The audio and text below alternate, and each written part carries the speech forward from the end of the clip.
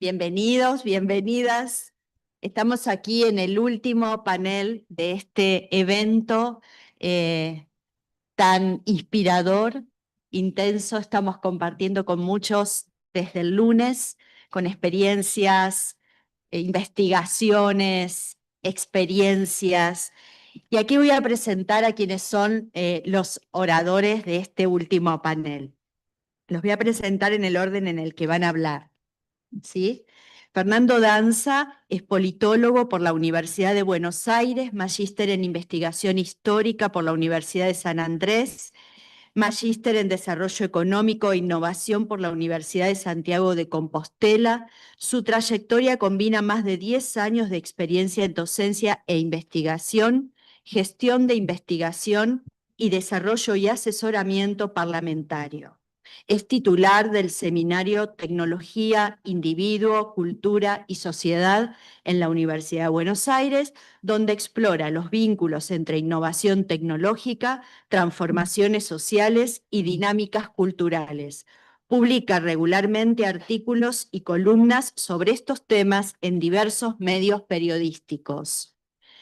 Después de Fernando va a continuar su exposición Diana Fernández Salazar, licenciada en Psicología por la Universidad de Buenos Aires, especialista en constructivismo y educación por Flaxo y en informática biomédica, residencia postbásica del Gobierno de la Ciudad Autónoma de Buenos Aires. Es doctoranda en la UBA, profesora a cargo de las materias Psicología del Aprendizaje y de Informática, Educación y Sociedad.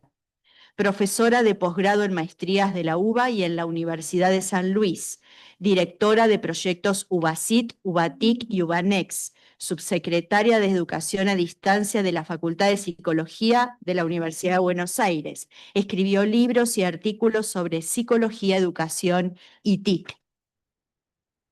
Y finalmente, Eve Roy, licenciada en Psicología Educativa por la Pontificia Universidad Católica del Ecuador y doctora en Ciencias de la Educación por la Universidad de Buenos Aires. Es profesora adjunta regular de la Universidad de Buenos Aires, dedicada a la docencia e investigación en educación a distancia, tecnología educativa y evaluación de proyectos y sistemas educativos.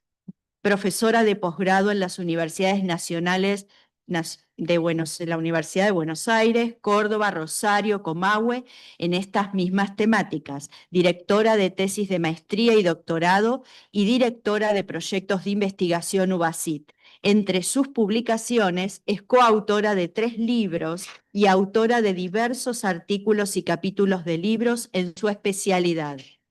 En su recorrido profesional cabe mencionar la coordinación del área de evaluación de proyectos del Programa de Educación a Distancia UBA 21 entre los años 90 y 2008, y su desempeño como asesora en diversos ámbitos de gestión educativa.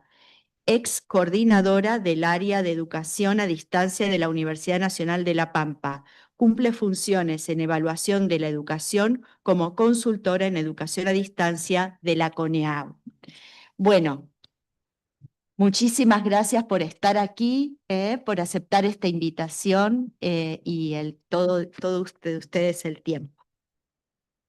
Bueno, gracias Silvia por esta presentación. Siempre es un placer asistir a las actividades que organiza el CITEP, la Secretaría de Asuntos Académicos, en este caso el segundo encuentro iberoamericano de innovación en tecnologías digitales, junto con el tercer ciclo de UBA Digital. Mi presentación del día de hoy está vinculada con este tercer ciclo de UBA Digital. Se llama Educación Universitaria, Trabajo Académico y Cultura Digital.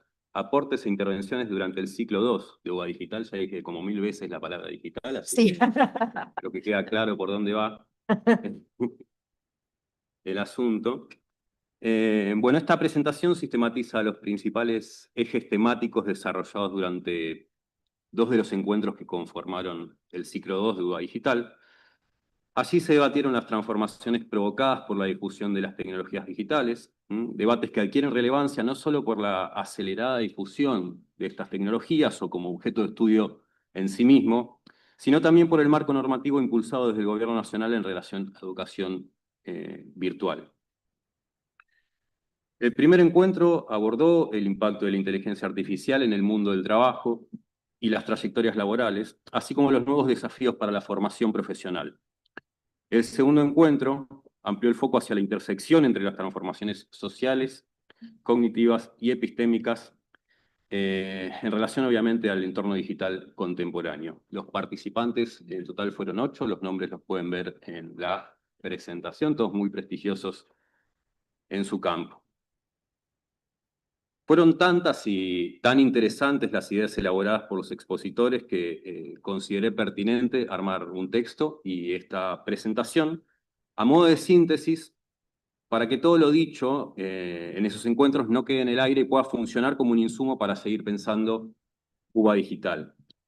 Al realizar dicha síntesis, lo que identifiqué son 5 ejes temáticos que recuperan y articulan los principales argumentos desarrollados y junto con esos 5 ejes una conclusión. Obviamente vamos a ir viendo cada uno de estos ejes por separado.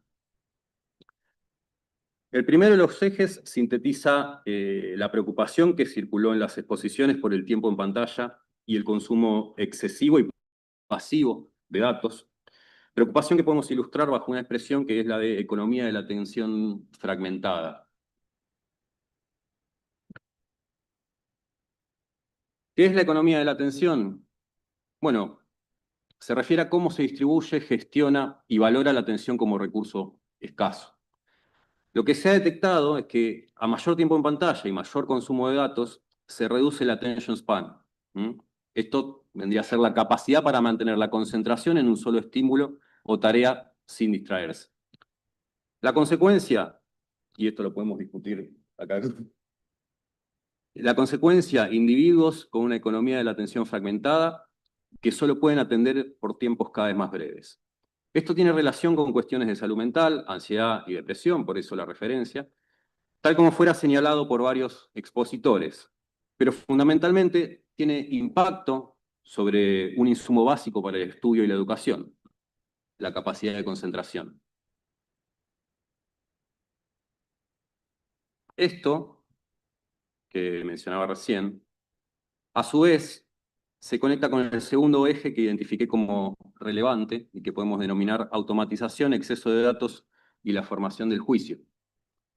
Por ejemplo, en el segundo encuentro, Tomás Balmaceda afirmó que la sobrecarga de datos y estímulos digitales no amplía la libertad cognitiva, sino que debilita las condiciones para la producción del juicio. Diseñado para maximizar la permanencia del usuario, el ecosistema algorítmico elimina la disonancia, homogeneiza la experiencia y desalienta el disenso. ¿Cuál sería el problema de esto para la universidad? Bueno, que la universidad se asienta sobre la tradición moderna e ilustrada, orientada a formar la capacidad de razonamiento. Desde esa perspectiva, el esfuerzo intelectual y el encuentro activo con los problemas son condiciones indispensables para la producción del juicio. Automatizar tareas, y esto en referencia específica a las tecnologías generativas, automatizar tareas que forman parte de ese proceso, implica debilitar los fundamentos mismos de la formación profesional. Otro de los ejes identificados es aquel que remite a los desajustes de escala y la crisis institucional, ¿sí? Que son los que explican la magnitud del desafío que tenemos por delante. Aquí Flavia Costa planteó que en este escenario el principal desafío que tienen las instituciones no es técnico, sino de escala, es decir, no es instrumental. Instituciones como la universidad, la escuela o la familia están tensionadas por dinámicas globales que desbordan sus formas históricas de organización. La presión de la escala global sobre lo institucional, lo social y lo individual se manifiesta como crisis, sea de la democracia, de la escuela o de la memoria en el plano de la subjetividad. Ninguna comunidad, por más organizada que esté, puede contrarrestar por sí sola la magnitud de estas influencias estructurales, globales o de actores que operan con modelos de gobernanza centralizada, por ejemplo, China. Y con esto lo que estamos diciendo es que las sociedades democráticas tienen un desafío extra. El siguiente es un eje que nos interesa especialmente y sobre el que surgieron muchísimas hipótesis, de hecho fue el que más me costó sintetizar de todos, Me refiero a la configuración del nuevo mercado laboral, ¿sí? Solo voy a destacar 4 elementos en relación a este eje. En primer lugar, el impacto de las tecnologías generativas, ¿sí? Cuando se habla de empleo, no hay que entender la inteligencia artificial como una disrupción absoluta, sino como la continuidad de procesos previos. Ahora sí, ¿cuál sería la diferencia con esos procesos previos? Bueno, que ya no solo se automatizan tareas repetitivas, sino también cognitivas y no rutinarias, como la redacción o el diseño. La presentación que ven en pantalla básicamente muestra de eso. Aquí la pregunta central es si la IA actúa como un complemento o como un sustituto del trabajo humano. En segundo lugar, los empleos vinculados a la inteligencia artificial a partir de la presentación de Paola Tubaro. Estos incluyen tareas como la recolección y clasificación de datos, la moderación de contenidos, la identificación de sesgos o la revisión de errores. Estas tareas, aunque suelen presentarse como automatizadas, en realidad implican trabajo humano tercerizado, distribuido globalmente y organizado de manera fragmentada y muchas veces oculta. La inteligencia artificial crea nuevos empleos de baja calificación, pero se abre un nuevo interrogante por las condiciones y la regulación de estos empleos. En tercer lugar, la configuración del mercado laboral, ¿sí? Dos de los expositores en ese primer encuentro definieron como de estructura dual. Por un lado, empleos de alta calificación y bien remunerados.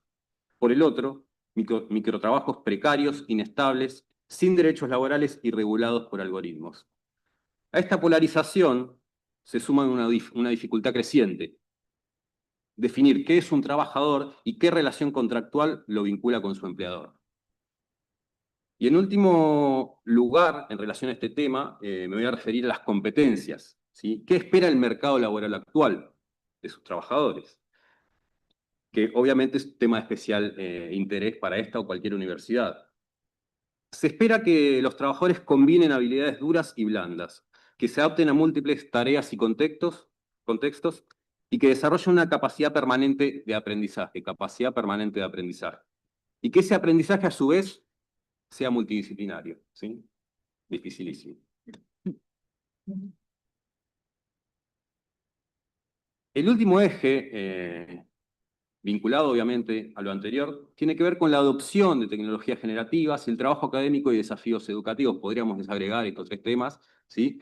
Pero bueno, los incluí en este eje para sintetizar. En primer lugar, un dato sobre la adopción de tecnologías generativas que surgió en el primer encuentro. Y ese dato nos dice que en América Latina la incorporación de estas tecnologías no surge de las instituciones, sino desde abajo, impulsada por docentes, estudiantes, trabajadores, ciudadanos. Y algo similar a lo que sucedió con Internet, ¿no? También. En segundo lugar, 2 datos en relación a la enseñanza que, aunque son obvios para todos los que damos clases, surgieron con mucha claridad en ese ciclo 2.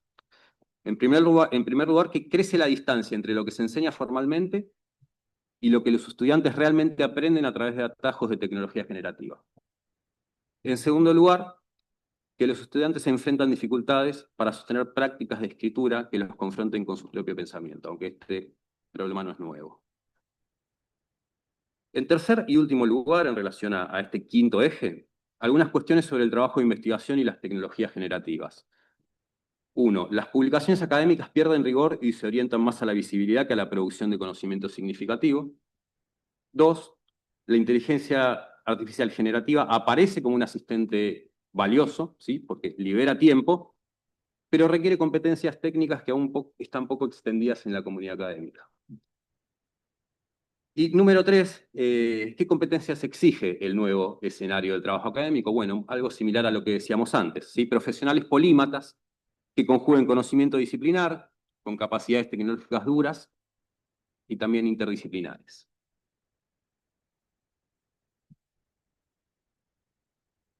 A modo de conclusión, algunas líneas de intervención o recomendaciones que se desprenden de esos 5 ejes que presenté recién. La universidad presenta un doble desafío, ¿sí? Acelerar y frenar, podríamos decir. Por un lado, acelerar, uno más instrumental, actualizar su oferta por una recalificación constante. ¿Mm? Sin embargo, la pregunta no es solo cómo formar las competencias para el futuro del trabajo, sino cómo intervenir críticamente en el trabajo del futuro. Por ejemplo, incidir en su regulación y en las condiciones sociales del trabajo digital. Con esto me refería a frenar para comprender la profundidad, ¿sí? Con profundidad los procesos que estamos atravesando. Lejos de las posturas tecnofóbicas, los expositores de estos encuentros propusieron enfoques que visibilicen experiencias positivas de uso de la inteligencia artificial. Sí, todos amamos estas tecnologías, somos fanáticos de estas tecnologías, por eso las usamos todo el tiempo, pero a la vez destacaron la necesidad de comenzar a reflexionar sobre una alfabetización algorítmica, ¿sí? Que permita comprender cómo se construyen las realidades que consumimos y qué intereses las organizan. Es decir, lo que salió de estos encuentros es que la propuesta educativa no debe limitarse a enseñar prompts, sino que es necesario un enfoque crítico que problematice la inteligencia artificial y preserve el núcleo formativo del pensamiento. ¿Sí? Las tecnologías generativas pueden ser aliadas como herramientas complementarias, más no como sustitutas del pensamiento profundo. ¿Sí? Este enfoque, para ser justos y precisos, ya se viene trabajando desde instituciones como el CITEP. Finalmente, en términos de trabajo académico, resulta pertinente mapear infraestructuras digitales, actores, controversias, destacar la importancia de producir conocimiento que no circula en medios ni instituciones tradicionales, ¿sí? Y repensar la formación docente desde saberes interdisciplinares. ¿Mm? Por último, aclaro que este es un trabajo en pleno desarrollo y que pronto estará disponible su versión final para quien quiera continuar con la discusión. Y bueno, mi presentación era breve, con esto llego al final de esta presentación. Agradezco la atención de todos y todas ustedes y bueno, dejamos espacio para preguntas y continuar con la discusión. ¿Sí? Gracias, Fernando. Esta sistematización que nos lleva desde marzo del 2025 hasta hoy con este evento y que has podido recurrir a las ideas principales. Sí, fue muy difícil porque fueron muchísimas las ideas que surgieron en los dos encuentros y decía, ¿qué hago con todo esto? ¿Sí? Primer ciclo y segundo ciclo de UBA Digital. Y estamos ahora en el tercer ciclo que está lleno también de ideas y de conceptos y de reflexiones que vamos a compartir también con vos después, posteriormente, para seguir nutriendo esta sistematización. Si les parece, dejamos las preguntas todas para el final, así después se establece un intercambio entre todos y seguramente hay recurrencias y preguntas comunes que puedan ir a los tres expositores. Bueno, ahora, Diana. Hola. Sabés que no hace falta ponerlo muy cerca porque me dijeron, nos alertaron. me dijeron. Hola, buenas tardes a todos y todas. Y bueno, en principio, muchas gracias por la invitación, Silvia, a CITEP, a Katy. Y bueno, es un gusto estar acá. A diferencia del compañero, a mí me agarró el ataque de la extensión, pero lo voy a hacer rápido, como estas épocas fluidas en las que vivimos, porque mi idea fue mostrarles un poco el trabajo que venimos haciendo en investigaciones desde el año 2008 con tecnología. Entonces, digamos, no me voy a detener demasiado en la filmina, mira qué antigüedad, ya ahí me delaté, los slides, sino voy a tratar de ir marcando a lo largo de las distintas investigaciones algunos datos que muestran la posición que han tenido los alumnos y los docentes, ¿no?, en el transcurso de la utilización de tecnología, ¿no?, que fuimos nosotros relevando, ¿sí? Así que trataré de ser breve, concisa y sintética. Algunas cosas ya las dijo el compañero, ¿no? Los temas de hiperconexión, la inmediatez, el tema de la vida que es híbrida, ¿no? Que vamos teniendo cada vez más temas que tienen que ver con lo ubicuo, el live streaming, ¿no?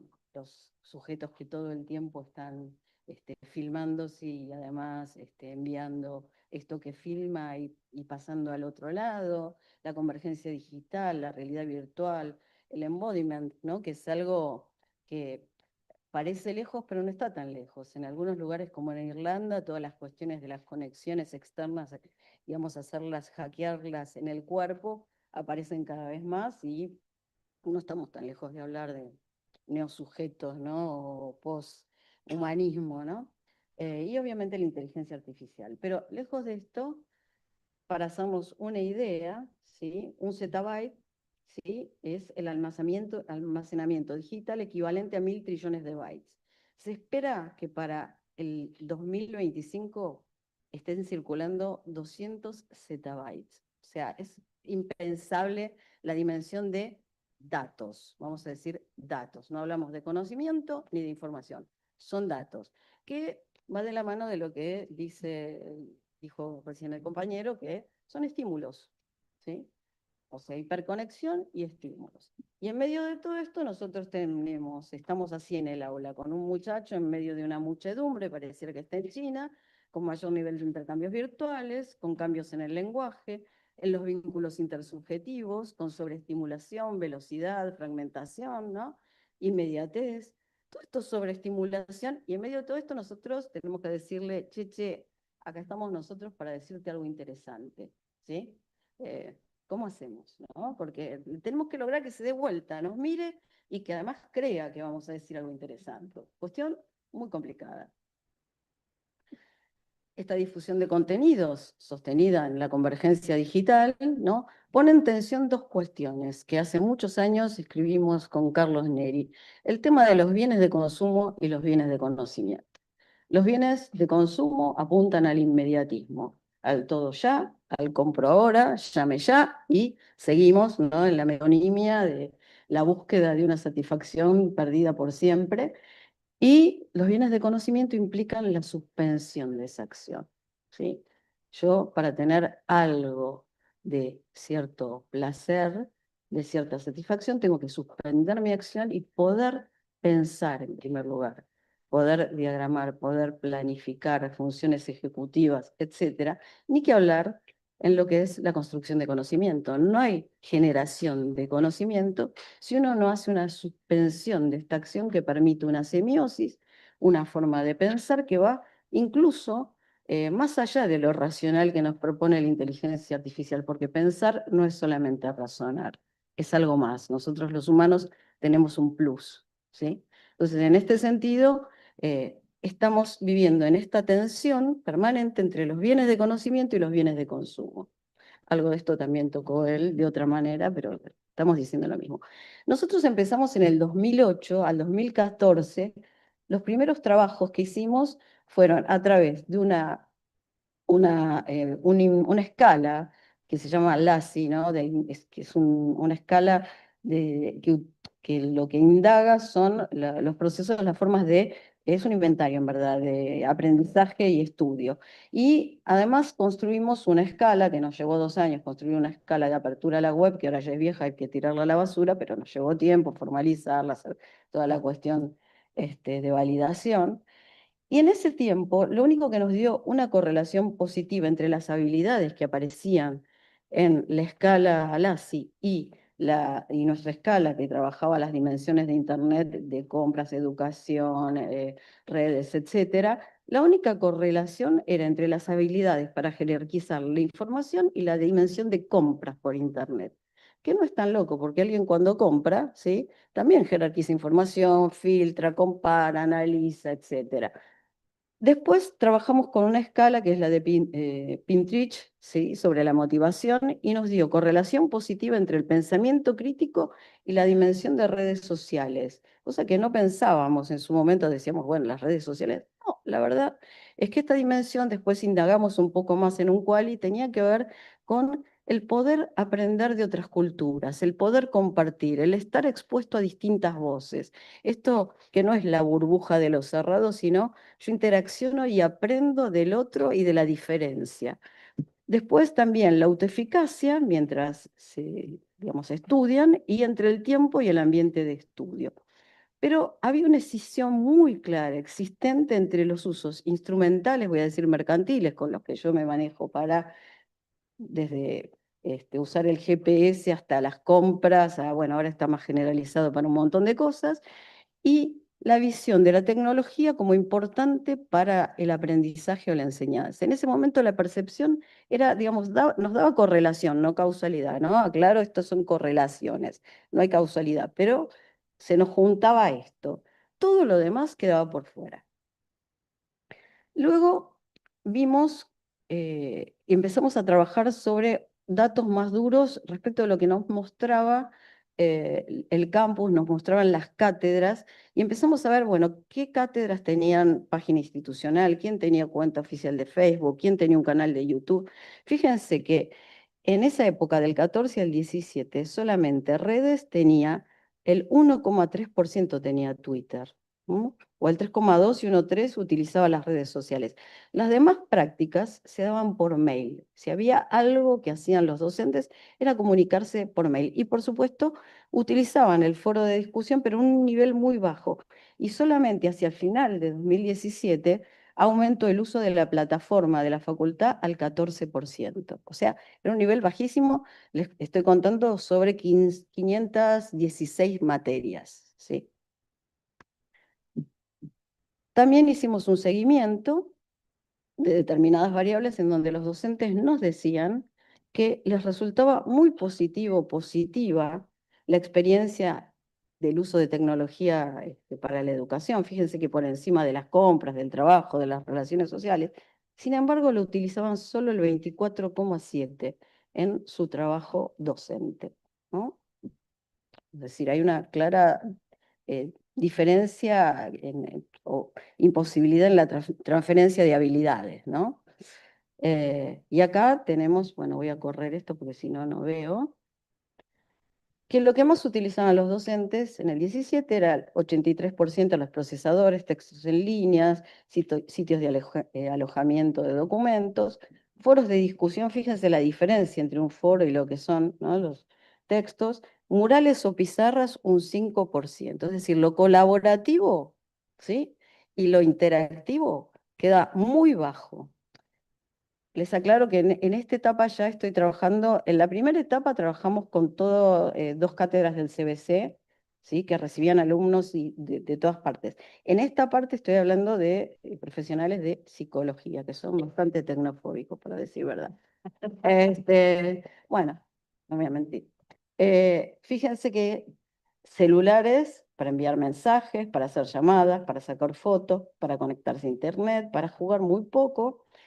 Y miren lo que utilizaban respecto de sus prácticas. El 35% cañón, retroproyector, vio que no estaba tan mal yo diciendo, mira, ¿no? Después mail, páginas web, foros y las redes sociales solo un 9%.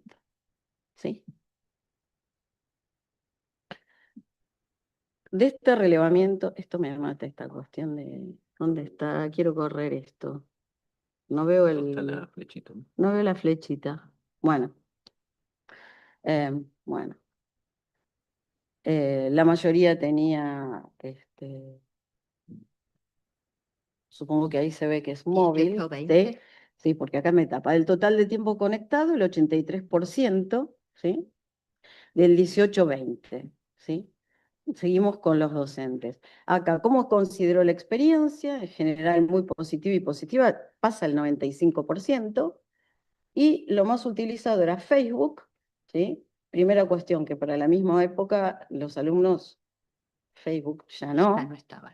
Twitter, 16%, o sea, tampoco se encontraban con la otra generación en Twitter. Instagram y Pinterest también 21%, y LinkedIn, bueno. El relevamiento de estos usos, además, que era lo que más utilizaba, era el WhatsApp y el Skype, YouTube, fíjense, después viene el Netflix,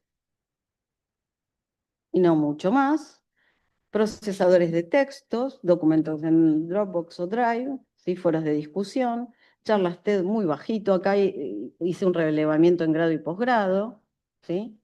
Pero digamos que hubo con el COVID cambios sociales, económicos, la educación remota, híbrida, y ahí hicimos un nuevo relevamiento, en donde le preguntamos a los estudiantes qué tal le pareció, ¿no?, la cursada, y en general desde muy organizada a nada organizada, ¿sí? Fíjense los porcentajes. Si cubrieron bien los temas explicados, la mayoría estuvo conforme. Casi siempre estamos entre un 30 y 40% en donde eh, consideraron que no estaba demasiado bien dada. Hay que reconocer que no hubo demasiado tiempo para hacer, ¿no? Salimos medio al toro, como dicen en el teatro, para poder trabajar esto. Si se realizó una buena adaptación, no tanto, considera la cursada virtual más exigente. En algunas ocasiones me llamó la atención, 42% consideró que sí. Eso me resultó llamativo porque todos en general, los docentes nos quejamos bastante, ¿no? Mucho del tema de evaluación fue todo un tema, ¿no? Bueno, los alumnos no tanto. Y la mayoría prefería una forma semipresencial, ¿no? Si tuvieran que elegir, ¿no? Por ahorro de tiempo, posibilidad de no cursar si estás lejos, ahorro en materiales, etcétera. Bien, analizamos cómo estaban constituidas más o menos cada aula y vimos que un 30%, un 37% tenía una estructura categorial, otra secuencial y otra directamente dispersa, es decir, no habían categorizado nada, ¿sí? Esto, fíjense que el 32,6 está cerca del 30 y pico, 40 de la disconformidad de los alumnos. Digamos, más o menos tuvieron la misma visión. Con el regreso de la presencialidad, todos los docentes mantuvieron el aula, pero la representación social cambió. Empezaron a interesarse y decir, bueno, hay cosas de esto que sí funcionan, nos interesa, ¿sí? A pesar de esto, fíjense, en pandemia y cuando empieza, ¿no? La pospandemia, ¿cómo bajan? Estas son análisis de interacciones. Del lado derecho van a encontrar que en azul, ¿sí? Están las interacciones de los estudiantes. Y el color verde clarito fluo son las interacciones de los docentes con los estudiantes, ¿no? Más o menos refleja lo que estoy diciendo hasta ahora. Virtuales, no digo que no haya oído otras, pero las virtuales viene dando esto. Es decir, hubo un avance hacia lo móvil, ¿no? La herramienta pareció pertinente para la educación, hubo preferencias de los alumnos por Facebook de los docentes por Facebook versus Instagram o Twitter. Hay una baja intervención didáctica, ¿no? Que favorezca este tema del trabajo colaborativo. Los foros de discusión, son pocas las interacciones de los docentes. Es más, ahora estamos haciendo un análisis de los foros y de la cantidad de hilos que hay en los foros y la cantidad de palabras, y nos da que los alumnos promedio tienen mensajes de 140 caracteres. ¿Les suena? Bueno, así que no solo a veces no hay transferencia de lo virtual a aprovechar ciertas cuestiones empíricas, sino más bien parece la inversa. Lo que sí me pareció muy interesante, que los alumnos comentaron muchos que utilizaban ciertas cosas que aprendieron durante la pandemia, ¿no? Determinadas herramientas, y las usaban para reunirse en grupo, para trabajar en grupo, para hacer cuestiones colaborativas en grupo, aunque la materia no lo pidiera, ¿sí? Esto fue bastante comentado y bueno, digo, quedó por fuera de la intervención didáctica, es una pena. Digamos que el modelo predominante sigue siendo ¿no? Mismo tiempo, mismo lugar, un modelo industrialista de educación. Lamentablemente, estamos como hablando como de parches, ¿no? No de una redefinición de la ecología del mundo que se está redefiniendo todo, ¿no? Sino que acá estamos todavía con un modelo muy duro. No hay coincidencia en el tipo de recursos, en la modalidad de comunicación, en la representación de lo que se estudiaron, ¿no? Y hay algunos problemas que son centrales. El tema de atención, de memoria, las nuevas alfabetizaciones para la comunicación docente-alumno y el tiempo de conexión y desconexión, que me parece que también se debería hablar de esto con todo lo que son competencias digitales y la delegación de funciones, que me parece que, bueno, en todo caso después lo hablamos, porque estoy yendo para no dejar.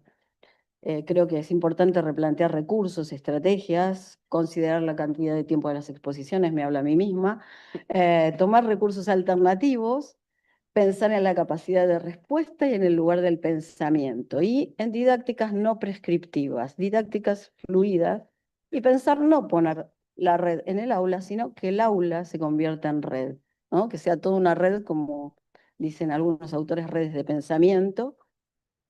Para terminar, el uso de la IA termina de romper algunas cuestiones más.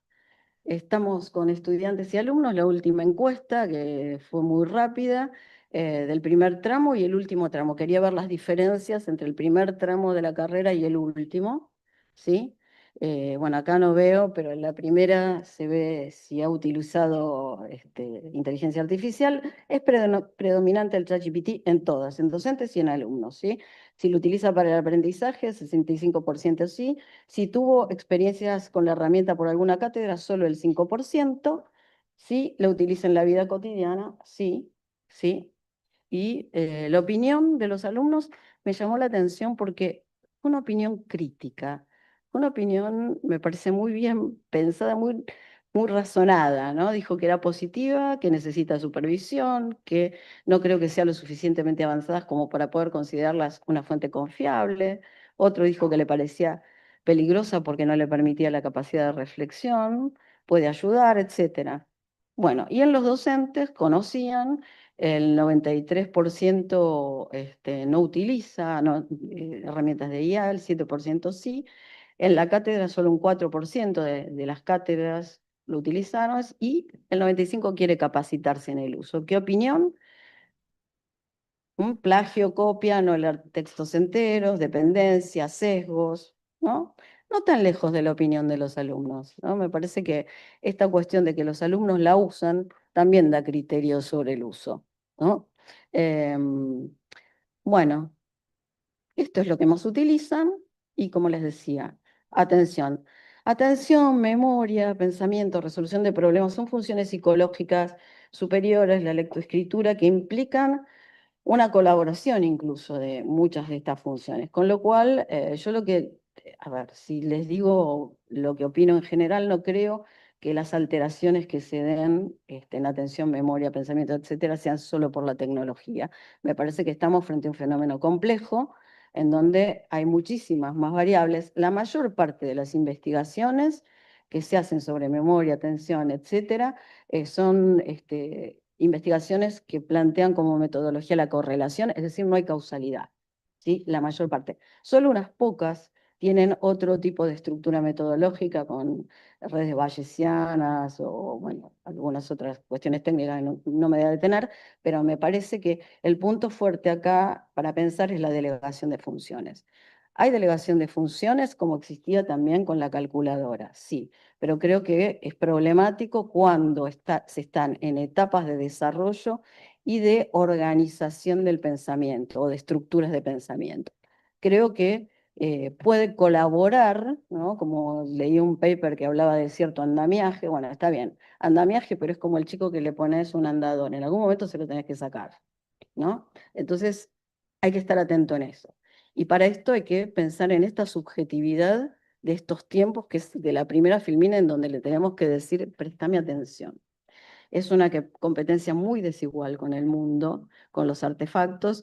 Y bueno, acá hay algo que decía William Gibson, ¿no? En Pattern Recognition escribió que un día, de repente de un día al otro, me encontré con absolutamente cualquier cosa podía ocurrir. La ironía era haber intentado, lo leo de acá porque y de ahí no. Sí, para ¿no? Sí, intentado escapar de la ciencia ficción para de repente encontrarme en el mundo real con una situación de ciencia ficción más compleja que ninguna que hubiese imaginado antes.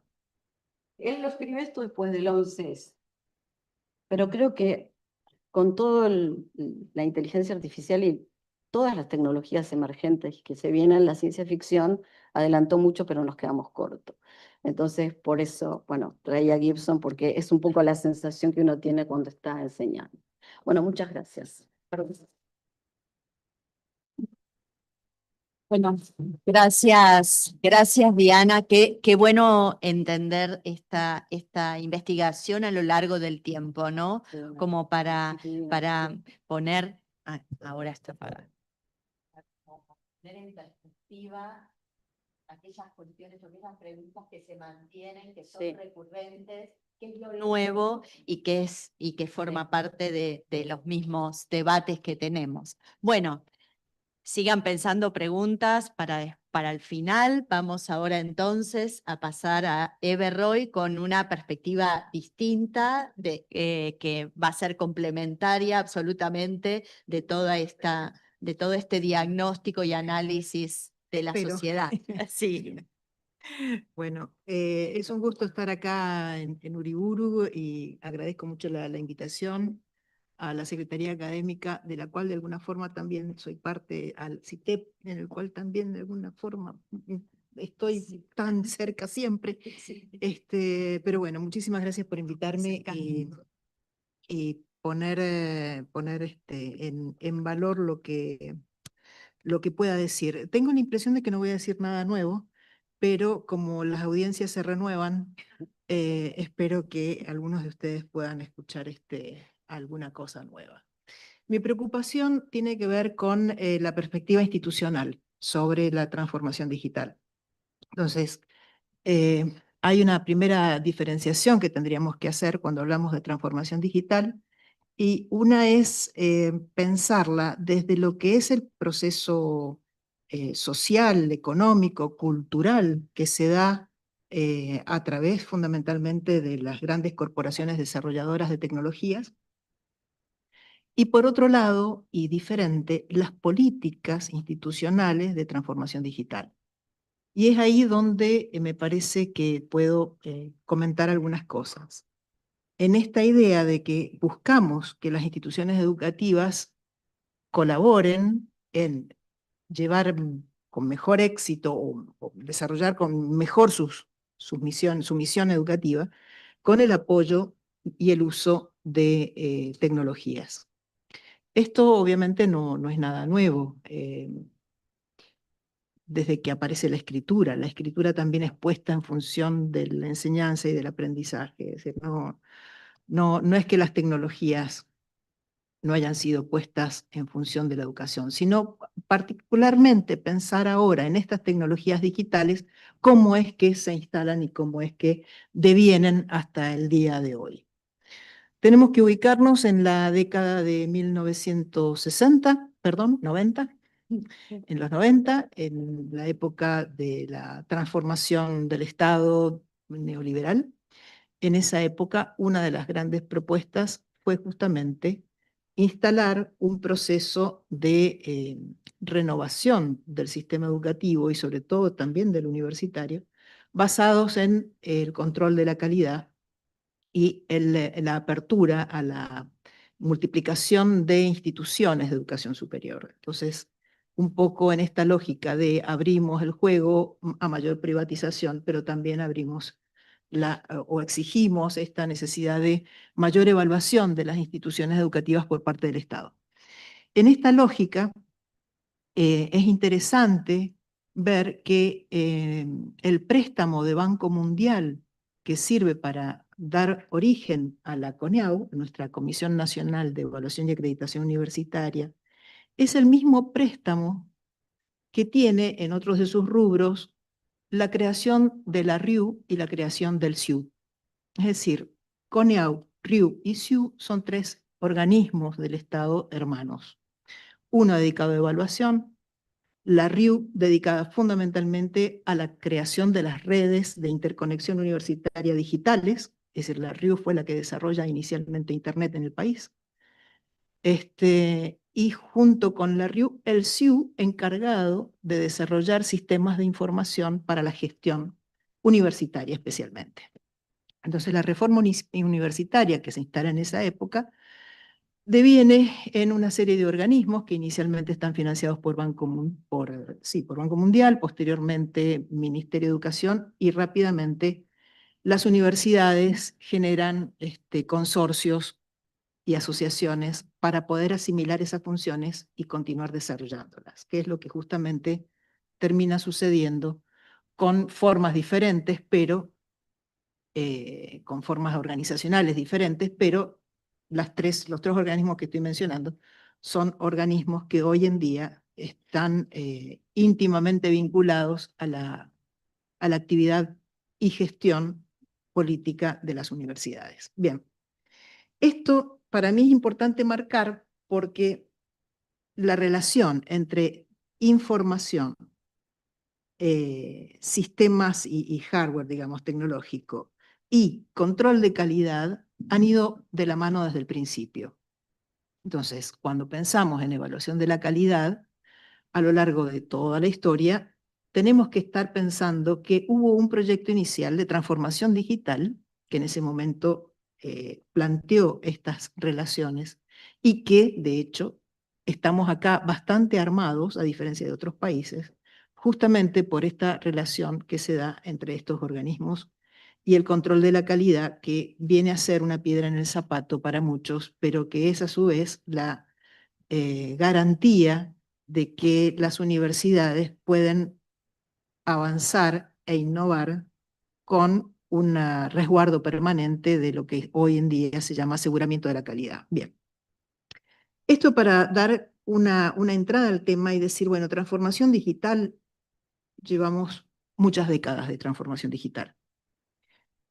Eso por un lado. Por el otro lado es cómo se introduce la transformación digital y tenemos que pensarla en dos líneas, en la línea más de gestión administrativa y en la línea de la enseñanza.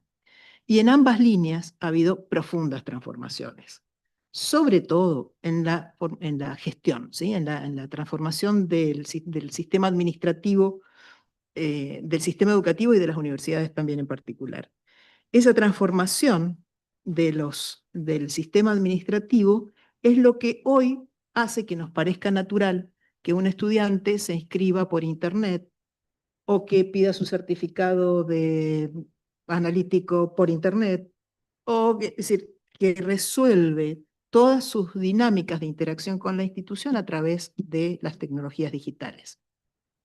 Eso hoy ya nos extraña, pero ¿qué sucede? Cuando aparece allá lejos y hace tiempo, un poquito antes, bastante antes que esta transformación digital, la propuesta de construir una estrategia de enseñanza diferente que permitiera a aquellos que estaban alejados de las instituciones universitarias o de las instituciones educativas formarse con el uso de medios en esa época fundamentalmente impresos, audiovisuales, etc.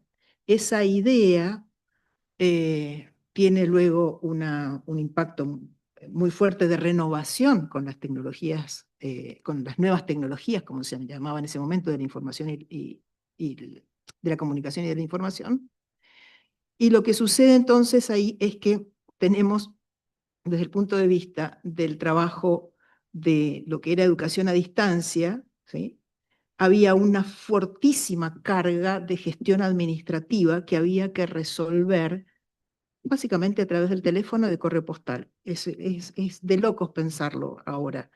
Pero eso que era propio de la educación a distancia, el generar condiciones para que el estudiante, no yendo al espacio físico de la institución, pudiera resolver todos sus trámites, ¿sí? Hoy en día es para absolutamente cualquier estudiante. Distancia, virtual, presencial, está virtualizado, entonces lo que en algún momento parecía una dificultad propia de lo que se entendía como educación a distancia, hoy en día está resuelto de otra forma, de un modo unificado. Todavía hay universidades que tienen separados el sistema de seguimiento de los estudiantes en educación a distancia de los presenciales. Todavía hay, pero cada vez más las mismas universidades están unificando sus sistemas para tener el seguimiento académico en el mismo formato, en el mismo sistema, nada más que con la casillita que dice presencial distancia. Ahora, resulta que presencial distancia viene a ser un problema para CONEAU, porque hay que medir, o más que medir, hay que apreciar la calidad de la educación a distancia.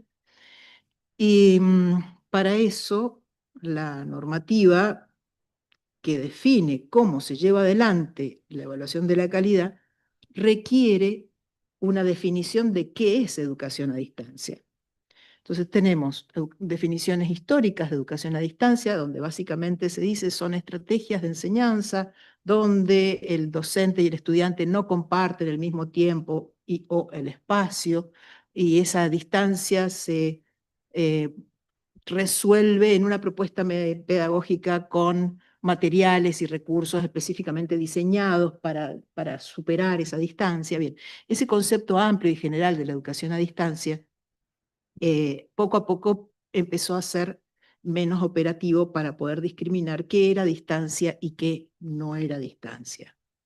Porque particularmente desde el 2002, 2004 en nuestro país, que empieza progresivamente a utilizarse poco con estos porcentajes que decía Diana, pero empieza a utilizarse en la educación presencial Moodle, aparecen nuevas estrategias de enseñanza híbrida donde ponen en duda esa presencia permanente de los estudiantes en el aula.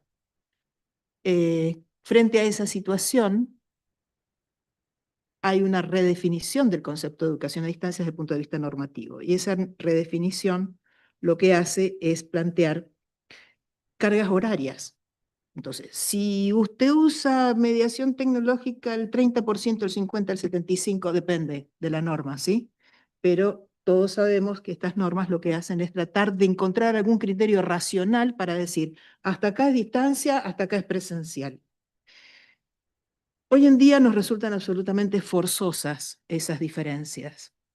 Encontramos formatos de enseñanza que perfectamente podrían ser considerados a distancia o no, o considerados presenciales, porque utilizan mucha sincronía, mucha clase sincrónica. Los contratos pedagógicos con los estudiantes hay que reformularlos también, porque cuando predomina fuertemente la enseñanza sincrónica, los docentes pueden tomar asistencia, no pueden tomar asistencia. ¿Qué responsabilidad institucional tenemos respecto a la capacidad de ese estudiante de asistir periódicamente de modo virtual a las clases para poder estudiar? Bien, en fin, todas estas problemáticas que aparecen se tratarían de resolver en la última normativa que tenemos en el país. De todas formas, hay baches y hay temas que no se resuelven. Por eso sostenemos y defendemos esta idea de que existen formatos de enseñanza que tenemos que volver a revisar, a pensar, pero yo quisiera leer las preguntas sobre la calidad de la enseñanza que amerita pensar, ya sea presencial, virtual, distancia o como se quiera llamarlo.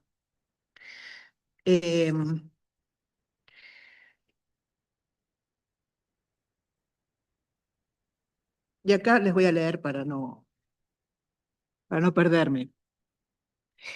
La transformación digital como política, ¿sí? No solo significa la inclusión de las tecnologías, ¿no? Eso ya todos estarían de acuerdo con esto. Es un principio bastante generalizado, una idea generalizada, que la transformación digital también implica un cambio cultural, en el marco del cual se aliente, dice una investigación sobre transformación digital en la gestión de los sistemas educativos de América Latina.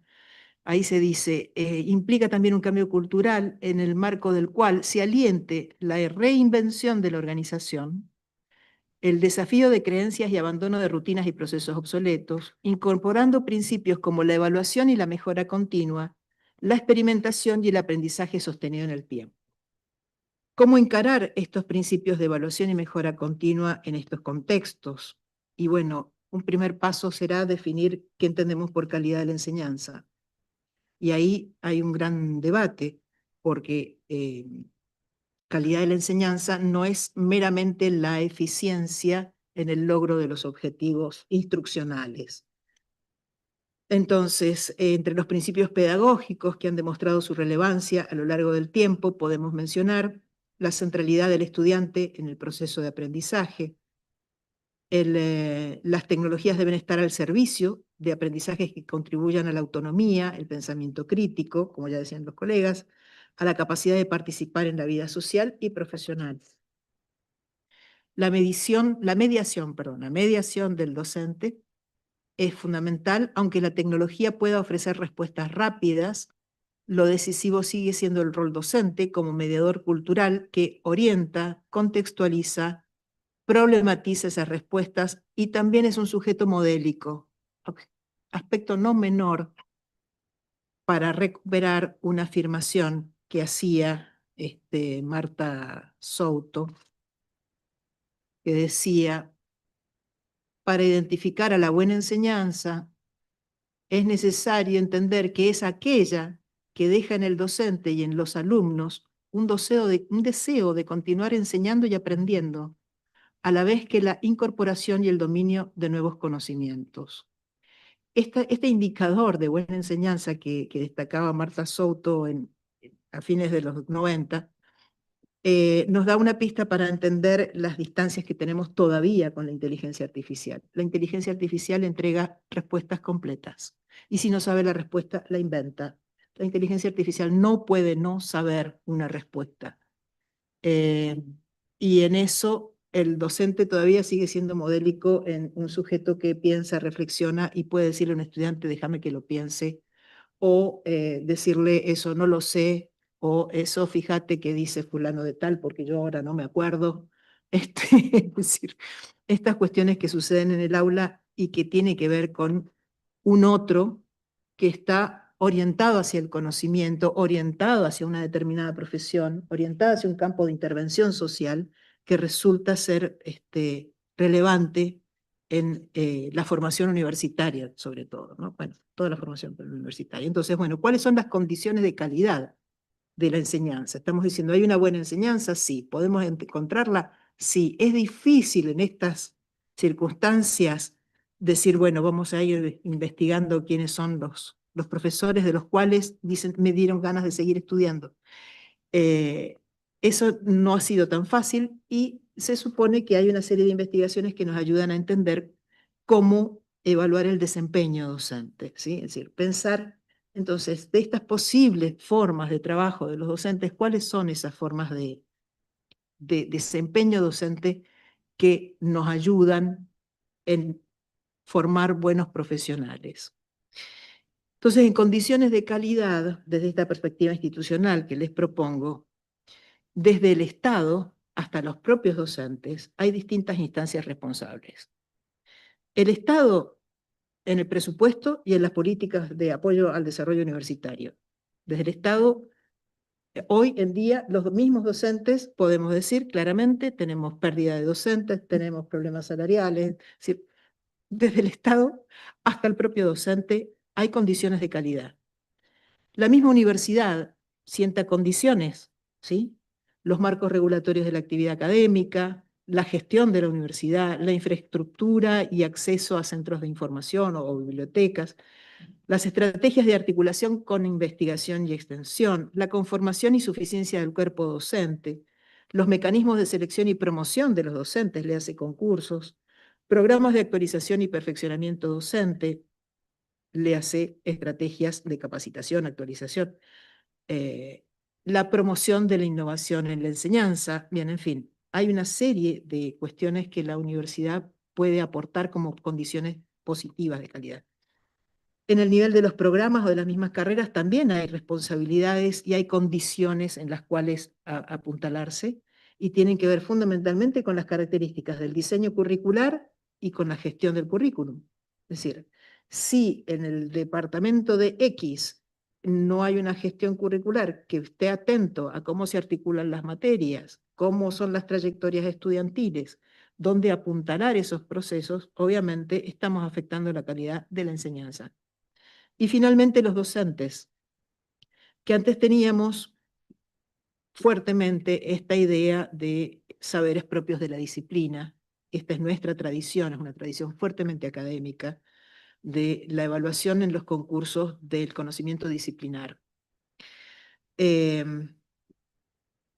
Muchos de acá somos los que defendemos y bregamos desde hace muchos años de incorporar los saberes pedagógicos didácticos como un requerimiento también del buen desempeño docente. hemos sumado en las últimas décadas, diría yo, por lo menos en las últimas 2 décadas, la necesidad de competencias digitales en los docentes, dominio de aplicaciones y comprensión de los límites comunicacionales de cada mediación tecnológica. Y finalmente, ahora, la inteligencia artificial generativa, que pone de relieve el valor del encuentro humano en la relación pedagógica. La buena enseñanza también requiere empatía, esto dice UNESCO, también requiere empatía, improvisación, inteligencia emocional, presencia, creatividad, y yo agrego tiempos para pensar en silencio, en el aula. Un indicador, entonces ya les dije que Marta Souto hablaba de esta idea de, bueno, que nos deje ganas de seguir aprendiendo. Entonces, cuando pienso en la calidad de la enseñanza desde el punto de vista institucional, pensamos y creemos, junto con los que estamos viendo en esta situación de nuevos formatos, donde ya no hay mucho, digamos, que discriminar, sino pensar en la buena enseñanza de modo genérico, ¿sí? En la responsabilidad institucional de la enseñanza, y aparecen estas preguntas que son comunes a cualquier formato que incorpore tecnologías. ¿Qué formas de comunicación despliega la organización para integrar al estudiante en la vida institucional? ¿Qué potencialidades didácticas tienen las mediaciones tecnológicas puestas en juego? ¿Cómo se apropian los docentes de las tecnologías para desarrollar sus mejores propuestas de enseñanza? ¿Qué tipo de ayudas ofrece la institución a los docentes? ¿Capacitación, acompañamiento técnico? ¿Cómo se promueve el diálogo y la colaboración entre docentes y de estudiantes entre sí? ¿Dónde y cómo el estudiante consigue los materiales que debe estudiar? ¿Cuál es el contrato pedagógico con el que debe comprometerse el estudiante? ¿Qué significa participar en estos entornos virtuales? ¿Cómo se aprueba la regularidad? ¿Cómo se evalúan los estudiantes y se valida su identidad? ¿Qué condiciones tecnológicas y recursos virtuales asegura la institución para estas actividades? ¿Cuáles son los canales administrativos virtuales que aseguran que todo esto funcione? En fin, estas son algunas preguntas que atraviesan todos los formatos de enseñanza presenciales, virtuales, a distancia, y lo recupero porque creo que quedarnos con que solo la educación a distancia debe responder este tipo de preguntas no corre, digamos. Todos los formatos de enseñanza deberían estar respondiéndose estas preguntas, especialmente desde el punto de vista institucional.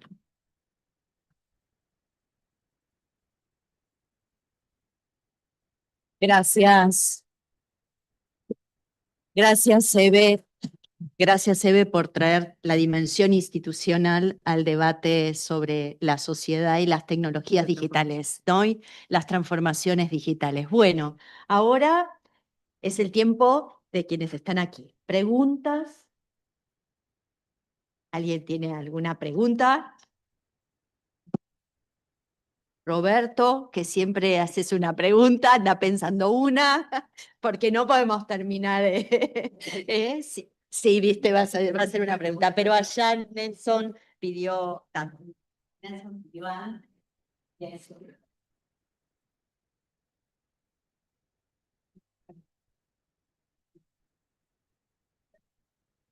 Gracias. Antes que nada, muchas gracias por la participación de los tres. Tienen ideas que aportan mucho a todos estos temas de la tecnología. La verdad es que enriquecedores. Pero me gustaría preguntarle, profesora, después de lo que usted analizó, de todo el conocimiento que se adelantó, por así decirlo, el uso de la tecnología, gracias a la pandemia, que fue de las pocas cosas que podemos decir que trajo buenas este acontecimiento, ¿ustedes siguen utilizando estas tecnologías ya de manera convencional? Lo pregunto porque en mi universidad, los profesores, cuando regresaron de la pandemia, fue como si ya no quisieran saber nada de esas tecnologías y regresaron como a los hábitos convencionales, lo cual de cierta forma es triste porque dices, es un avance que ya se tenía y que de repente hay un retroceso. ¿En su caso ha sido igual o permanecen activas? Vengo de la UAM Xochimilco, de México, la Universidad Autónoma Metropolitana. Gracias. Gracias, Nelson, por la pregunta. Bueno, yo voy a hablar por mi unidad académica, no sé, el resto no puedo generalizar. Con la pandemia pasó que todos los docentes pidieron seguir manteniendo el aula virtual, pero a modo de repositorio. Es como si fuera el modelo de la web 1, te diría, ni siquiera web 2, ¿no? Es decir, los alumnos también agradecen tener los contenidos ahí, las presentaciones, todo, pero todo el potencial interactivo, ¿sí? O el potencial para ciertos desarrollos de, no sé, seguimiento o evaluación de proceso, hay otras herramientas que uno puede utilizar en Moodle. em, no, la mayoría no, solo muy pocos trataron de hacer otra cosa, y muy pocos, cuando te digo, me suenan los dedos de una mano. En realidad quedó en eso, en algo cómodo donde yo pongo las cosas como en una cajita y nada, y hay todo un tema que me parece que no se desarrollaron las competencias digitales necesarias como para pensar una redefinición, ¿no?, didáctica. Me parece que ese es el tema. No, no solo el uso, es ir más allá de lo instrumental. Porque lo instrumental, qué sé yo, fue la Moodle, hoy es la IA. El tema es otro, es cómo se piensa esto en función de una cierta dimensión didáctico-pedagógica. Esto está muy atrás, desde mi perspectiva, desde donde yo hablo, ¿no? De mi facultad. ¿Ok? Me parece que van en línea con lo que decían los compañeros, ¿no? Me parece que hay que parar un poco y pensar y acompañar los procesos que le permitan al otro también construir y pensar. Que esto justamente es acotar ciertas cuestiones de exceso de estímulos, pensar en las formas en donde uno invita a que el otro interaccione y produzca. Yo creo que una de las cuestiones que a mí me ha servido para testear la mejor calidad en cuanto a lo que los alumnos pueden llegar a hacer es trabajar mucho en una cuestión, una dimensión teórico-práctica, que el teórico no sea un teórico cerrado, sino que sobre el final siempre alguna cuestión que retome algo de lo trabajado en el orden práctico y esto en una devolución grupal. Estas cosas por lo menos han ido cambiando ciertas cuestiones que sirvió a la percepción de los alumnos y me sirvió a mí también, incluso a distancia, ¿no? Para saber por dónde van, ¿no? Y reformular qué es lo que tengo que hacer. Pero por eso decía, no hay a ver, fórmulas, ¿no?, cerradas. Esto tiene que ser pensado en cada caso, con cada población, en cada institución. ¿Sí? No, gracias. Roberto y después María. Roberto, María primero. Bueno, yo Gracias. Bueno, muy interesante las tres exposiciones. Yo pensaba en el final, Eve, que contabas, ¿no? Del docente creativo, empático, y toda esa lista de adjetivos, ¿no? Y lo anudaba un poco con la pregunta acá del colega. Y en realidad se está pidiendo mucho, ¿no?, del docente con y librado al tiempo, no solamente al tiempo real, al tiempo económico, eh, y a las ganas de cada uno. Yo hace añares que vengo al CITEP porque me gusta, pero es cierto que no hay desde lo institucional una invitación, una ayuda, ¿no?, a esta cuestión se deja librado y en este punto uno se siente un poco desvalido porque, digamos, cumplir haciendo el tic en cada una de todas las cosas que decía, se decía, es como de excesivo, me pareció, ¿no? Y en la pregunta que vos decís, bueno, tu materia es específica, yo soy de psicología también, pero no hay una invitación, un apoyo, ¿eh? Se deja librado. Y te digo más, ¿no? Hubo invitación desde la subsecretaría a hacer cursos, pero no respondió ninguna carta. Hubo invitación. No, sí, te digo que no. Está bien, los titulares a veces, por ahí alguna, no estoy hablando de más en el llano, te estoy hablando uno tiene que hacer una invitación institucional a los titulares para las capacitaciones. No, Pero yo no, no, quiero pero en rescatar el trabajo que se viene haciendo desde el CITEP, porque Claro. también es un apoyo institucional. Claro, Hemos claro. invertido muchísimo recursos de la Secretaría Académica para sostener este encuentro, todas las capacitaciones gratuitas que brindamos una especialización gratuita a todos nuestros docentes desde hace más de 3 años, y eso implica un montón de recursos Sí. que se han privilegiado. Estoy con el secretario de Hacienda y es interés de la Secretaría, porque justamente si no nos hubieran apoyado y privilegiado de ese modo, no hubiéramos podido hacer nada de esto. Y yo quiero rescatar el hermoso trabajo que hicieron todos nuestros docentes y que presentaron sus subatic, sus proyectos, porque si no, es no rescatar todo lo que se ha hecho de bueno. Y probablemente la universidad no pudo ajustar los salarios docentes y eso es quizás lo que más nos incomoda, pero no depende de nosotros. Pero sí No. que se ha privilegiado dentro del rectorado y de la Secretaría Académica invertir muchos recursos en todo lo que es la incorporación digital a la docencia, frente a otras áreas que me reclaman también a veces que distribuyamos mejor.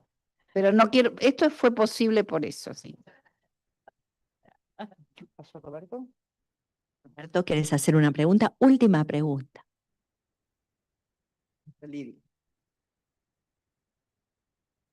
No, me parece bien, o sea, hacer a nivel institucional ese análisis, como lo han hecho las profesoras, sobre el tema de la institucionalidad en temas de formación, de tecnología, de inteligencia artificial.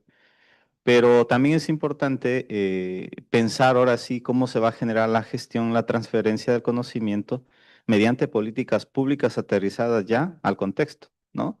Entonces, desde ahí quiero preguntarle al profesor Fernando, ¿cómo se puede entonces generar realmente desde el quehacer científico, transferir el conocimiento para mejorar el contexto, mejorar la realidad y que permita precisamente hacer una ciencia con conciencia desde esa dimensión compleja, desde la interdisciplinaridad y el ámbito epistemológico que lo decía el propio Bunge? No sé qué opina. Sí, sí. Tiene dos puntos débiles esta presentación. Uno es este. Uno es este y tiene que ver con el sesgo de, digamos, la mayoría de los presentadores vienen de las ciencias sociales, ¿sí? Y de una tradición, las ciencias sociales por lo general tienen una tradición crítica y por ahí el contenido de mi presentación tuvo que ver con ese sesgo. Falta la otra pata, cómo el uso creativo de estas tecnologías se va a vincular con sectores dinámicos de la economía para generar no solo desarrollo económico, sino también financiamiento para investigación y para la universidad, ¿no? Que es esencial. ¿Cómo se hace eso? No tengo idea. Quizá podemos charlarlo, pero me parece que es la pata que le falta a mi presentación y quizá pueda haber otros encuentros que respondan a esa pregunta, ¿no? El uso creativo de estas tecnologías, transfiriendo conocimiento hacia sectores dinámicos de la economía, que finalmente redunde también en desarrollo económico y financiamiento para la universidad. Esencial.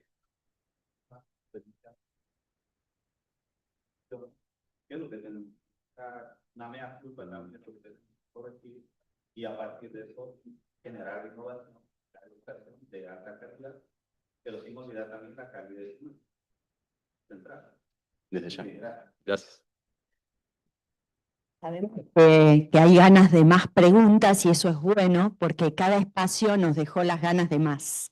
Vamos a ir, estamos pasados con el tiempo y estamos respetando para que no empiecen a irse quienes están con una planificación. Estamos haciendo el cierre del segundo encuentro iberoamericano de innovación en tecnologías digitales, Diversidad y Sostenibilidad, y el tercer ciclo de UBA Digital, Enseñanza Universitaria y Transformación Digital. Estos dos eventos de manera conjunta en la misma semana reunieron a docentes, investigadores y autoridades de la Universidad de Buenos Aires, pero también recibimos la visita presencial de docentes e investigadores de universidades argentinas que se acercaron especialmente para compartir este tiempo, y también investigadores y docentes de países como España, Uruguay, Chile, Ecuador, México y China. Organizado en el marco de la red INTED, Red Iberoamericana de Innovación en Tecnología Educativa Digital, por el Comité Científico y Organizador, con integrantes de la Universidad de Cádiz, la Universidad de Huelva, la Universidad Técnica Particular de Loja, la Universidad de Concepción y la Universidad de Buenos Aires. Fue mucho lo que pasó estos días. Las conferencias principales abordaron el tema de las tecnologías digitales según el tiempo que vivimos, quiénes somos, ¿no? Y nos desafiaron a pensar reflexivamente el lugar de esas tecnologías digitales en la sociedad actual. Paula Sibili analizó el pasaje del mundo de las paredes a la lógica de las redes y la crisis de la verdad en tiempos de posverdad. Miriam Kapp presentó la didáctica generativa, basada en mutaciones didácticas, experiencias transmedia, la inteligencia artificial. Lo tengo que poner lejos. Te lo pongo acá. Bien, perfecto. Karina León problematizó los mitos tecnológicos y propuso reflexionar sobre el currículum universitario, la recuperación de la duda socrática, la desobediencia tecnológica creativa. Roberto Carlos Cuenca reflexionó sobre la dimensión ontológica y tecnopolítica, resaltando el desafío de sostener lo humano y lo democrático frente al poder mediático. Inmaculada Menacho destacó la necesidad de fortalecer los vínculos docentes y las redes institucionales como sostén de la innovación educativa. Flavia Rigoni subrayó la importancia de la movilidad internacional como motor de cooperación, equidad y sostenibilidad. Pero también estos días compartimos paneles y ateneos de investigación en los que el corazón estuvo en la participación y el intercambio y el debate de esas ideas. Aparece la importancia en estos espacios de la investigación, de la búsqueda de la empiria para entender los tiempos que vivimos. Lidia Barbosa, aquí presente, propuso un triple bucle de aprendizaje adaptativo, generativo y transformacional como brújula para rediseñar la enseñanza. Walter Gadea nos interpeló desde la filosofía y la política del transhumanismo, advirtiendo sobre los riesgos de la desigualdad y definiendo la necesidad de compatibilizar el desarrollo tecnológico con la libertad, la igualdad y la dignidad humana. Jimena del Río estuvo a cargo del Ateneo de Investigación en Humanidades Digitales, con un giro frente a la inteligencia artificial, abriendo un debate sobre cómo las humanidades se reposicionan frente a la irrupción de la inteligencia artificial. Celia Rosenberg, Celia Rosenberg de la Universidad de Buenos Aires, Claudio Cerón de la Universidad Católica de Maule, Chile, y Susan De Angelis de acá de CITEP UBA, participaron en el Ateneo de Cartografías de lo incierto de la IA generativa en la enseñanza. Se exploraron los impactos de la inteligencia artificial en la construcción de conocimiento y los desafíos de pensar escenarios educativos en condiciones de alta incertidumbre. También tuvimos el lujo de contar con la presentación del Observatorio de UBA Sostenible, con la participación de Alejandra Batista, de CITEP UBA, María Emilia Sánchez, de la Secretaría de Relaciones Internacionales, Danilo Carnelos, de la Facultad de Agronomía de la UBA, y Roberto Rojas, de la Unidad de Promoción de la Calidad UBA. Y también finalizamos esta semana con este panel de lujo en el tercer ciclo con la participación de Eve Roy, Diana Fernández Salazar y Fernando Danza, que recuperan debates y desafíos y oportunidades de los procesos de transformación en la sociedad y en la universidad. Este evento contó también con la presentación del libro producto del primer encuentro de la Red Iberoamericana, ese libro Innovación Educativa en la Cultura Digital, Desafíos y Posibilidades para una Educación de Calidad. Y es un enorme orgullo saber que ese libro está integrado por capítulos de muchos docentes de la Universidad de Buenos Aires que presentaron en ese primer encuentro, que fue en Concepción, pero que participaron de manera virtual e híbrida, sus trabajos y sus experiencias. También se celebró la consolidación de esa red, ¿no?, que está siendo presentada de manera oficial. Pero también los protagonistas fueron muchos de los que están aquí presentes en las mesas de comunicaciones, a través de los 5 ejes que formaron parte de este encuentro: transformaciones institucionales, subjetividades y prácticas, diseño y evaluación de propuestas híbridas, inteligencia artificial generativa, que estaba como un eje específico, pero que trasvasó y atravesó todos los debates, todas las conversaciones y todos los espacios. La riqueza de experiencias presentadas muestra el compromiso de los equipos docentes para pensar y proyectar la enseñanza universitaria hacia nuevos escenarios. Surgieron ideas potentes para consolidar redes y potenciar la innovación. Tantas ideas que empezamos a tomar nota de esas ideas acá también con la secretaria académica y con el equipo de CITEP, y seguiremos trabajando en las próximas líneas que han sido estos espacios muy inspiradores para pensar el lugar de CITEP en la universidad.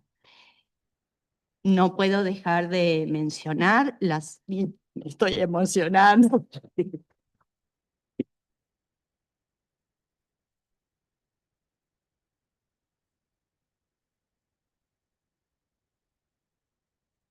Venía bien, pero bueno.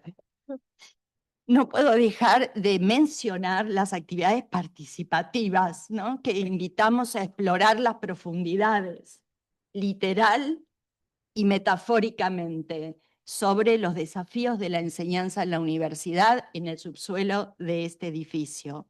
La muestra de proyectos UBATIC,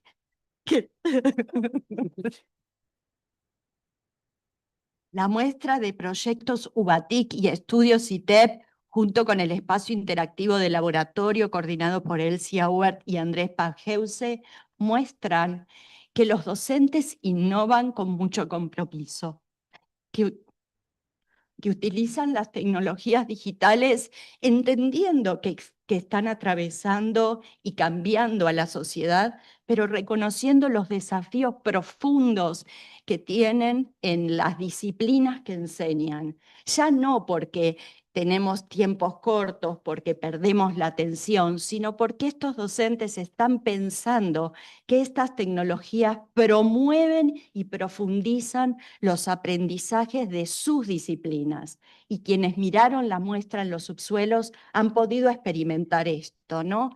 Son docentes que imaginan y que piensan en tiempo presente, en épocas de tecnologías digitales y de profunda transformación, qué significa el aprendizaje en las disciplinas que enseñan. Son ustedes, son los que están aquí. Y que sin lugar a dudas esto es posible porque hay políticas públicas y políticas de la Universidad de Buenos Aires que lo hacen posible. UBATIC es un programa de concursable para docentes, un concurso bianual en los que cada cátedra que quiere imaginar cómo enseñar diferente recibe un subsidio. Tal vez no sea el mejor subsidio, pero es un incentivo a la innovación, y desde CITEP acompañamos ese proceso de innovación con mucho compromiso. Creo que tenemos que seguir fortaleciendo y dar mucha visibilidad a esto como una contrarrespuesta a esta sociedad veloz, acelerada, fragmentada. Aquí hay experiencias profundas de uso de las tecnologías digitales pensadas desde la enseñanza.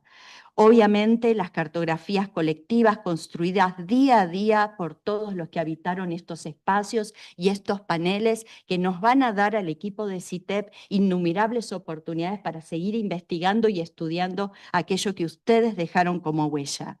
La instalación participativa de estratos de sentidos, coordinada por Cecilia Cherbabas y Julia de Sousa, Victoria Casco y Vanessa Levitt, fue la idea de pensar qué es lo que nos está ofreciendo la narrativa de inteligencia artificial de manera social, desde la investigación, desde los medios masivos, para interpelar a nosotros como docentes universitarios y repensar la inteligencia artificial desde otro lugar. Tenemos que tratar de trabajar en no evitar la narrativa de lo inevitable y de lo urgente y de lo fragmentado, porque tenemos como universidad y como docentes universitarios mucho para aportar en ese sentido. Los proyectos presentados en el laberinto de pósters mostraba a docentes comprometidos y apasionados por contar sus experiencias. Y este es otro rasgo distintivo de todos los que participamos estos días, ¿no? La pasión que ponemos. Y de emoción. Pasión, emoción, afectos. Y para terminar, lo más valioso de encuentros como este es la posibilidad de conversar, de reconocernos en un espacio que se vuelve oportunidad de diálogo e intercambio. Y esto es lo que hicimos. Si ustedes se fijan en el programa, no había actividades apretadas una detrás de la otra. Había tiempos flexibles, porque entendemos que el valor mayor no era dar una charla, era el después de la charla, era encontrarnos en los pasillos, era poder entendernos y poder construir vínculos. Eso vivimos a lo largo de estos 4 días. Debates intensos, preguntas que nos interpelan, experiencias que nos inspiran y vínculos que nos animan a seguir construyendo juntos. Nos moviliza la convicción de una universidad de calidad, que una universidad de calidad no es solo la que innova tecnológicamente, sino la que sostiene una enseñanza comprometida en la construcción de una sociedad más justa y equitativa. Este encuentro fue posible gracias al trabajo colectivo de todos los que estamos aquí presentes y de todos los que están aquí conectados día tras día a través de la videoconferencia, de quienes presentaron ideas, de quienes presentaron proyectos, de quienes escucharon, de quienes hicieron preguntas, actividades, de quienes moderaron mesas y de quienes cuidaron cada detalle de este encuentro, porque no es solamente el trabajo de nosotros, sino que por detrás hay un equipo inmenso de personas sosteniendo esta actividad. Entonces, queremos agradecer también, y ya con esto cierro, es un drama académico, es un drama académico este. Primero, reconocer el apoyo institucional de la secretaria académica que está en todo, que comparte con nosotros cada idea, cada proyecto, que se entusiasma también y que no pone límites a lo que nosotros vamos imaginando. Y eso también hay que visibilizarlo, porque no está dado porque sí. Queremos también reconocer la ayuda de todos los trabajadores no docentes de la Secretaría de Asuntos Académicos. Aquí hay muchos programas que dependen de la Secretaría de Asuntos Académicos del Rectorado y que han dado su apoyo para que esto fuera posible. La organización y el acompañamiento de todas las actividades. Si esto fue posible fue porque todos nos comprometimos en que queríamos que esta semana fuera una semana para encontrarnos, charlar, y no está agotado el tema, sin lugar a dudas no lo está, pero seguiremos encontrándonos para fortalecer lo que queremos lograr en la universidad. Gracias.